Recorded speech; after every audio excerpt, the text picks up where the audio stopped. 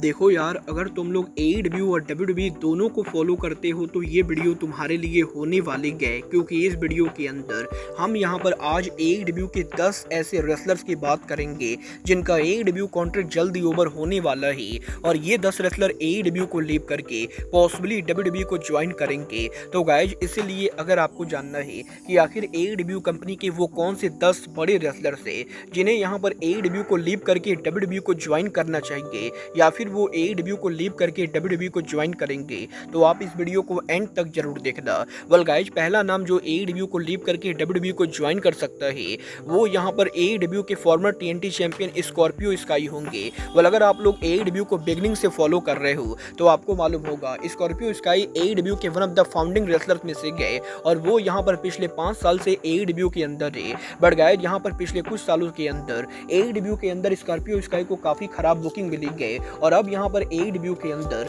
उन्हें यहाँ पर टीवी के ऊपर बुक भी नहीं किया जाता है। और गाइज, करंटली यहाँ पर स्कॉर्पियो स्काई के मेडिकल तौर पर पूरी तरह से क्लियर होने के बाद भी एडब्ल्यू कंपनी ना तो डायनामाइट कोलिजन ना ही रैम्पेज के ऊपर स्कॉर्पियो स्काई को फीचर कर रही है और एडब्ल्यू के अंदर पिछले 1 साल में जिस तरीके से स्कॉर्पियो स्काई को बुक किया गया है उसके बाद वो डेफिनेटली एडब्ल्यू को लीव करना चाहेंगे और स्कॉर्पियो स्काई का एडब्ल्यू का कॉन्ट्रैक्ट 2024 के एंडिंग पर ओवर होने वाला है और इस चीज के बहुत ही ज्यादा हाई चांसेस है कि स्कॉर्पियो स्काई के फॉर्मर टैग पार्टनर इथिन पेज के एडब्ल्यू को लीव करके डब्ल्यूडब्ल्यूई पर जाने के एक ही महीने के अंदर डब्ल्यूडब्ल्यूई के एनएक्सटी चैंपियन बनने के बाद स्कॉर्पियो स्काई भी डेफिनेटली उनके टैग पार्टनर इथिन पेज को ज्वाइन करना चाहेंगे। और खुद यहाँ पर स्कॉर्पियो स्काई ने भी इंटरव्यू में कहा है कि वो यहाँ पर इथिन पेज के साथ दोबारा काम करना चाहते गए और इसीलिए आप लोग ये मान कर चल सकते हो कि जल्द स्कॉर्पियो स्काई पॉसिबली डब्ल्यूडब्ल्यूई के ऊपर मूव करेंगे। बट गाइस, स्कॉर्पियो स्काई के बाद जो अगला नाम पॉसिबली डब्ल्यूडब्ल्यूई को ज्वाइन करेगा वो यहाँ पर कोडी रोड्स के ब्रदर डस्टिन रोड्स हो सकते गए।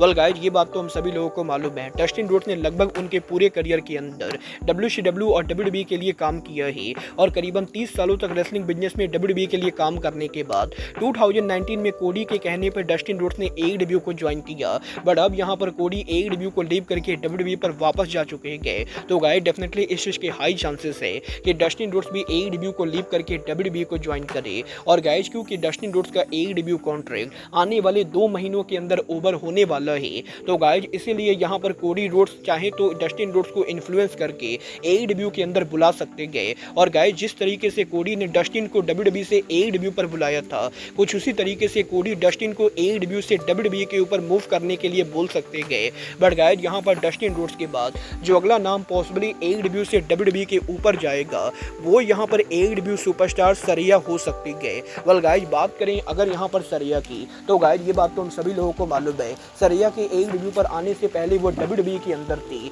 और वो यहाँ पर ऑर्गुली रेसलिंग बिजनेस के अंदर आज के टाइम पर वुमेन डिवीजन के one of the all time most popular wrestler है। और गाइस, यहाँ पर AEW पर सरिया के डेब्यू करने के बाद अब यहाँ पर फाइनली सरिया का AEW कॉन्ट्रैक्ट आने वाले कुछ ही टाइम के अंदर ओवर होने वाला है। और गाइस, यहाँ पर डेफिनेटली WWE कंपनी ये पूरी कोशिश करेगी कि वो यहाँ पर सरिया को WWE के ऊपर वापस लाए, क्योंकि गाइस WWE के current head of creative triple H यहाँ पर सरिया को काफी ज्यादा पसंद करते गए। और इवन 2022 में जब सरिया ने AEW को ज्वाइन किया था तो उसके बाद ट्रिपल एच ने खुद कहा था कि वो यहाँ पर दोबारा सरिया को WWE पर देखना चाहेंगे। और अब जबकि ट्रिपल एच WWE के हेड ऑफ क्रिएटिव गए तो गाइस डेफिनेटली यहाँ पर WWE पूरी कोशिश करेगी कि वो यहाँ पर सरिया को WWE के ऊपर वापस लाए। बट गाइस, यहाँ पर सरिया के बाद जो अगला नाम पॉसिबली AEW से WWE के ऊपर जाएगा वो यहाँ पर AEW के फॉर्मर TNT चैंपियन मीरो होने वाले गए। गाइस, यहाँ पर ये बात हम सभी लोगों को मालूम है कि मीरो के AEW पर आने से पहले वो WWE के अंदर एक टाइम पर बहुत ही ज्यादा पॉपुलर रेसलर थे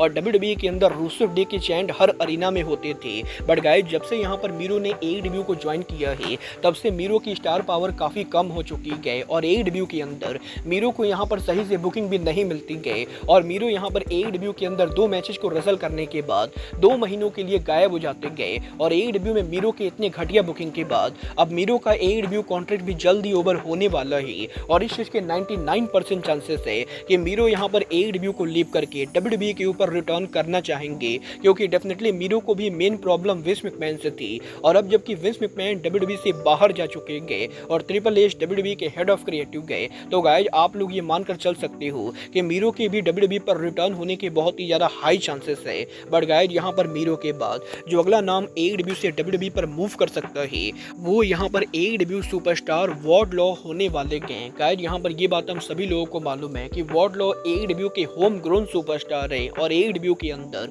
वार्डलॉ और MJF की राइवलरी के बाद वार्डलॉ एक टाइम पर AEW के one of the most popular wrestler थे। बट गाइज यहाँ पर वार्डलॉ को पिछले कुछ टाइम के अंदर AEW के अंदर जॉबर की तरह ट्रीट किया गया है और ना तो अब वार्डलॉ को टीवी पर कोई मैच मिलता है और ना ही AEW के अंदर वार्डलॉ को किसी स्टोरी लाइन में बुक किया जाता है और वो यहाँ पर रेयरली अब AEW के वीकली शो के ऊपर भी फीचर होते गए और AEW में वार्डलॉ के काफ़ी घटिया बुकिंग के बाद डेफिनेटली यहाँ पर वार्डलॉ भी WWE को ज्वाइन करना चाहेंगे क्योंकि वार्डलॉ का AEW कॉन्ट्रैक्ट इस साल के एंडिंग पर ओवर होने वाला है और गाइस WWE कंपनी ये मेक श्योर करेगी कि वार्डलॉ के कॉन्ट्रैक्ट ओवर होते ही वो वार्डलॉ को WWE पर साइन करे क्योंकि गाइस ऑलरेडी बहुत सारे रेसलिंग लीजेंड्स का मानना है कि वार्डलॉ रेसलिंग बिजनेस के अगले ब्रॉक लेसनर या गोल्डबर्ग बन सकते गए और वार्डलॉ WWE कंपनी को काफ़ी बढ़िया सूट करेंगे और इसीलिए आप लोग ये मानकर चल सकते हो कि 2024 पर वार्डलॉ के कॉन्ट्रैक्ट के ओवर होने के बाद वो AEW को लीव करके WWE को ज्वाइन करेंगे।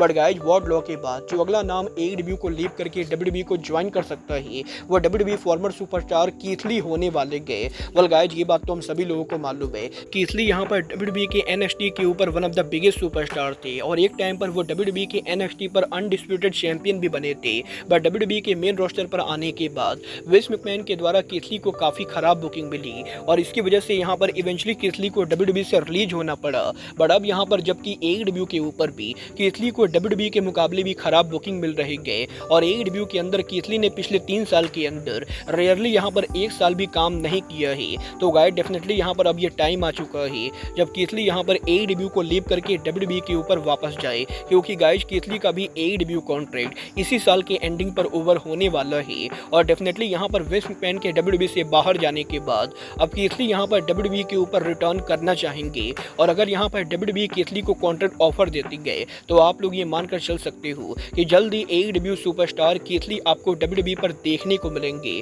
बट गाइस यहाँ पर कीथ ली के बाद जो अगला नाम यहाँ पर AEW से WWE के ऊपर जाएगा वो AEW के another home grown superstar Ricky Starks होने वाले गए। गाइस यहाँ पर बात करें रिकी स्टार्क की तो गाइस ये बात तो हम सभी लोगों को मालूम है। लास्ट ईयर जब CM पंक AEW कोलिजन को बुक कर रहे थे तो CM पंक के द्वारा रिकी स्टार्क को AEW कोलिजन पर काफी तगड़ी बुकिंग मिली थी और रिकी स्टार्क AEW कोलिजन के one of the main Evander थे। बट गाइस CM पंक के कंपनी से जाने के बाद से ही रिकी स्टार्क को ना तो AEW के अंदर बढ़िया बुकिंग मिली गई और ना ही AEW के ऊपर अब यहाँ पर रिकी स्टार्क को टीवी पर फीचर किया जाता है और इवन यहाँ पर पिछले 8 महीनों के अंदर रिकी स्टार्क AEW के अंदर इंजर्ड ना होने के बाद भी एक भी बार टीवी के ऊपर अपीयर नहीं हुए हैं और लगातार AEW से गायब रहने के बाद ऑलरेडी यहाँ पर ये कंफर्म माना जा रहा है कि रिकी स्टार्क AEW को लीव करके WWE के ऊपर जाने वाले गए क्योंकि guys Ricky Starks AEW company से बिल्कुल भी हैप्पी नहीं गए और AEW के अंदर भी लोग ये बिलीव करते गए कि रिकी स्टार्क के कॉन्ट्रैक्ट के ओवर होते ही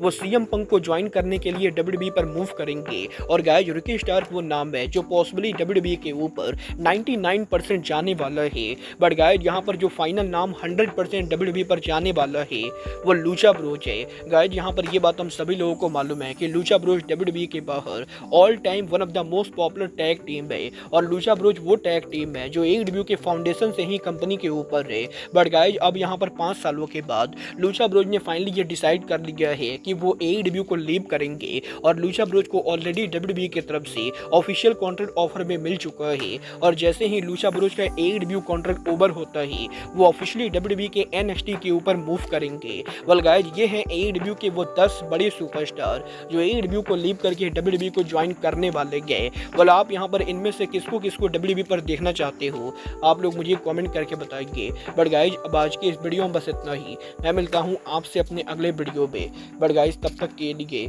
good bye, good night and bang.